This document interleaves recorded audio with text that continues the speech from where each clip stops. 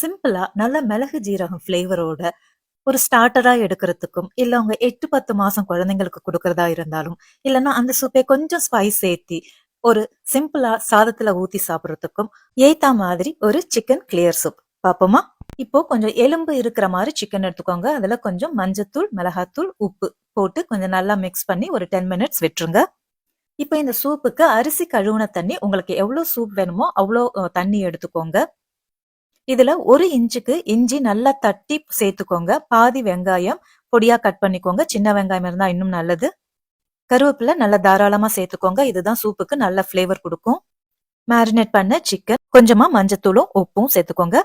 இப்போ சின்ன குழந்தைங்களுக்கு கொடுக்கறதா இருந்தா இந்த சூப் இதோட நிப்பாட்டி குக்கர் மூடி நீங்க 2 விசில் விட்டுருங்க. நான் இப்போ சாதத்துல போட்டு சாப்பிடுற மாதிரி கொஞ்சம் பெரியவங்களுக்கு ஏத்த மாதிரி பண்ண போறேன். அதுக்கு மல்லியும் மிளகாவும் சேர்த்து அரைச்ச பொடி ஒரு 1/2 டீஸ்பூன் சேர்த்துக்கிறேன். அவ்வளவுதான். இப்போ குக்கர் மூடி 2 விசில் விட்டுருங்க. அவ்வளவுதான், சிக்கன் கிளியர் சூப் ரெடி. இதுல கொஞ்சம் கொத்தமல்லி, பொடி பண்ண மிளகு ஜீரகம் சேர்க்கலாம். ஆனா நான் இங்க மிளகு ஜீரகம் தாளிச்சு சேர்க்க போறேன். அது உங்களுடைய இஷ்டம் தான்.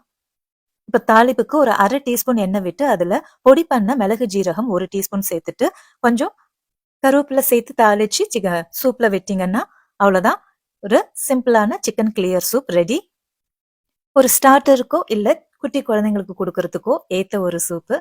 Trust me and try it, friends. You will definitely love it. Thank you for watching.